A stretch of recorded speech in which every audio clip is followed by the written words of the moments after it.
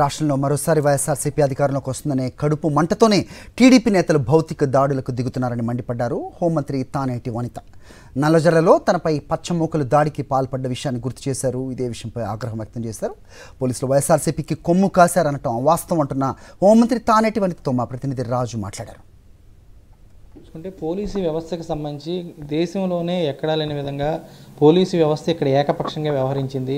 పూర్తి స్థాయిలో డిఐజీ స్థాయి నుండి కింద సిఐ వరకు కూడా వైఎస్ఆర్సీపీకే కొమ్ము కాశారని చెప్పని ఎల్లో మీడియాలో కూడా కథనాలు రాస్తున్నారు, ప్రత్యేకంగా కథనాలు. ఏ విధంగా వస్తారు ఇలాంటి కథనాలు? మరి వైసీపీకి కొమ్ము కాశారన్నప్పుడు ఇక్కడ వైసీపీ నుండి గెలిచిన ఎమ్మెల్యేగా ఉన్న నేనే ఇక్కడ హోంమంత్రిగా ఉంటే నా మీద జరిగిన దాడులకి మరి ఈ రోజున పోలీసులు ఏమి నిర్ణయాలు తీసుకున్నారండి? ఏమి ఇక్కడ నా మీద దాడికి వచ్చిన వాళ్ళ మీద ఏం యాక్షన్ తీసుకున్నారు? ఏం చేశారు? నథింగ్ కదా. ఇక్కడ నా మీద జరిగిన దాడులకే పోలీసుల వైపు నుండి స్పందన సరిగ్గా లేదు. ఇంకా రాష్ట్ర వ్యాప్తంగా జరిగిన కొన్ని దాడుల్లో పోలీసులు నిజంగానే బ్యాలెన్స్డ్గా లేరు అనే విషయం చాలా స్పష్టంగా అర్థమైంది. చాలా చోట్ల అంటే ఏదో ఒక ఫేక్ సర్వే ఏదో బయటకు వదిలారండి టీడీపీ వాళ్ళు. ఏదో ప్రధానమంత్రి మోడీ గారికి ఒక ఇంటెలిజెన్స్ రిపోర్ట్ ఏదో ఒక 200 పేజీలు పైగా ఏ నియోజకవర్గంలో ఏ కండిషన్స్తో కూటమి గెలుస్తుంది అనేది వాళ్ళకి వెళ్ళిందంట రిపోర్టు. అది బయటకు వచ్చేసిందంట పొరపాటున. అంటే ఎలా వచ్చేస్తుందండి? ఒక ప్రధానమంత్రి గారికి ఒక ఇంటెలిజెన్స్ నుండి వెళ్ళిన ఒక సర్వే రిపోర్టు ఎంత మరి అది కీలకమైన రిపోర్టో మీకు అర్థమవుతుంది. ప్రధానమంత్రి గారికి వెళ్ళే ఏ రిపోర్టు కూడా లీక్లు అయ్యే అవకాశాలు ఉండవు.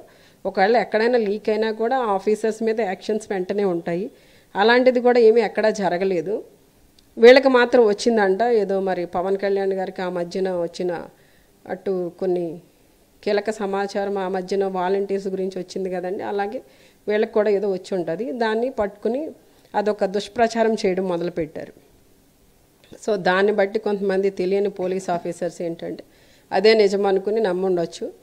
సో దానివల్ల ఏమన్నా కొంచెం బ్యాలెన్స్ కూడా తప్పుండొచ్చేమో తప్ప, కానీ కొన్ని చోట్ల అయితే ఇబ్బందికరంగానే ప్రవర్తించిన మాట వాస్తవం. మీరు కూడా ఫోన్ చేసిన పరిస్థితి కూడా ఉంది. ఏ విధంగా చూస్తారంటే బ్యాలెన్స్ తప్పింది అనుకోవచ్చు. అంటే ప్రత్యేకంగా కొంతమంది ప్రత్యేకంగా అందరూ కాకపోయినా కొంతమంది అయినా అంటే బీజేపీకి సంబంధించినటువంటి పురంధేశ్వర్ గారు లేఖ ఏదైతే రాశారో లేఖలో ఎవరినైతే మార్చాలనుకున్నారో ఆ ఏరియాలకు సంబంధించి కూడా కొంత మార్చారు. మార్చిన తర్వాత హింసకు కూడా ప్రేరేపించిన పరిస్థితి. ఏ విధంగా వస్తారండి అసలు ఇలాంటి? అంటే ఇప్పుడు కొన్ని చోట్ల ఇబ్బందికరమైన సంఘటనలు జరిగిన మాట వాస్తవం అండి. జరిగిన దానికి ఈ రోజున సిట్ని ఏర్పాటు చేశారు. ఎంక్వైరీలు నడుస్తున్నాయి. ఈ మధ్యనే 3 ఎస్పీలను కూడా మార్చారు. ఆ మార్చడంలో కూడా అక్కడ సీరియస్నెస్ అనేది ఏం పెద్దగా ఏం కనిపించలేదు. నామకాహా జరిగినట్లుగానే కనిపిస్తుంది.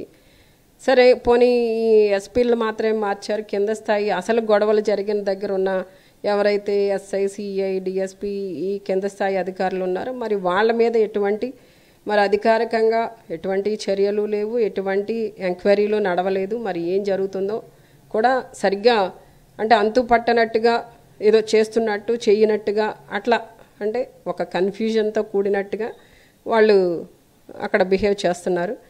సరే ఇప్పుడు ప్రతి దానికి కూడా ఏదైనా కొంచెం మేము క్వశ్చన్ చేస్తుంటే మాట్లాడితే అంతా మేము చేస్తున్నాం అని చెప్తున్నారు. ఏదైనా గట్టిగా మాట్లాడితే ఎలక్షన్ కోడ్ ఇది ఒకటి మాట్లాడితే ఎలక్షన్ కోడ్ అని చెప్తున్నారు.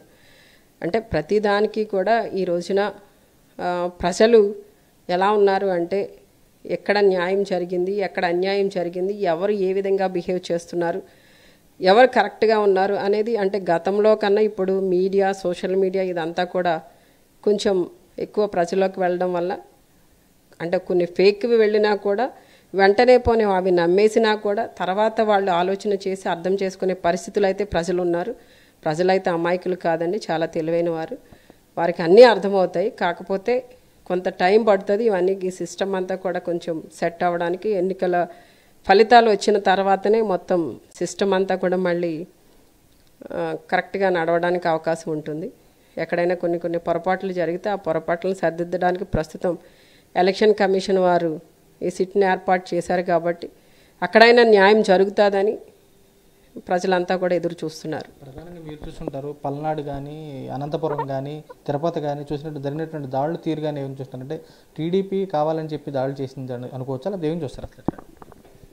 అదేనండి, ఫస్ట్ నుండి నేను అదే చెప్తున్నాను కదా. ఇప్పుడు టీడీపీ వాళ్ళే ఈ జనసేన వాళ్ళు కలిసి కూటమిగా ఉన్నారు కాబట్టి ఈ రోజున వాళ్ళంతా కూడా ఒకరిని ఒకరు ప్రోత్సహించుకుంటూ ఒకరికొకరు మనం సపోర్ట్గా ఉన్నాం కాబట్టి మనం వెళ్ళాలి, ఫైట్ చేయాలి.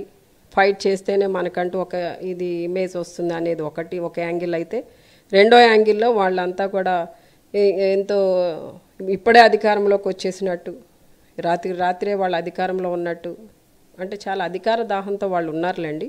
సో దానివల్ల వాళ్ళు ఈ నైటే వాళ్ళ అధికారంలోకి వచ్చేసినట్టు ఫీల్ అవుతూ ఒక యాంగిల్లో బిహేవ్ చేయడం, ఇంకో యాంగిల్లో వాళ్ళలో ఉన్న బాధ, వాళ్ళలో ఉన్న కడుపు మంట, వాళ్ళలో ఉన్న ఫ్రస్ట్రేషన్ అవన్నీ కూడా ఏదో రకంగా ఎక్స్ప్రెస్ చేయాలి. కాబట్టి ఈ రోజున మా పార్టీ కోసం కష్టపడిన లీడర్స్ మీదన వాళ్ళ మీద దాడులు చేసే చర్యలు చేపట్టడం జరిగిందండి.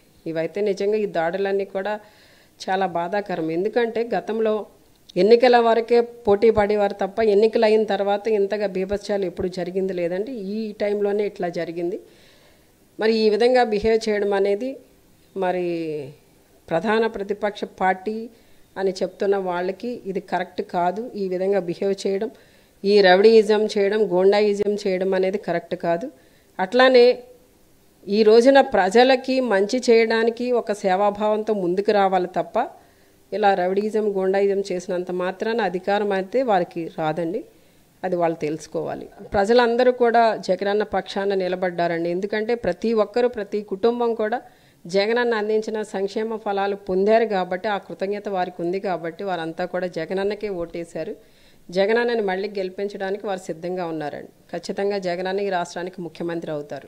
పల్నాడు కానీ అనంతపురంకి సంబంధించి కానీ మరి తిరుపతికి సంబంధించినటువంటి జరిగినటువంటి దాడుల విషయంలో కూడా టీడీపీ నేతలు మరి ఏదైతే కూటమికి సంబంధించినటువంటి నేతల కనుసనలోనే ఈ దాడులు జరిగాయని చెప్పి కూడా హోంమంత్రి స్పష్టం చేస్తున్నారు. మరోవైపు క్షేత్రస్థాయిలో సంక్షేమం అభివృద్ధి కూడా పేదల గడపలకు చేర్చినటువంటి సీఎం వైఎస్ జగన్మోహన్ రెడ్డి కూడా ప్రజలు పట్టం కట్టేందుకు సిద్ధంగా ఉన్నారని ఆమె స్పష్టం చేస్తున్నారు. గోపాలపురం నియోజకవర్గానికి సంబంధించి కూడా ఇక్కడ ఉన్నటువంటి నియోజకవర్గంలో కూడా తాము ఇక్కడ వైఎస్ఆర్సీపీ జెండా రెపరెపలాడిస్తామని చెప్పి ఆమె కూడా ధీమా వ్యక్తం చేసిన కూడా కనపడుతుంది. విజయ్ కుమార్ రాజు, సాక్షి టీవీ, గోపాలపురం నుంచి.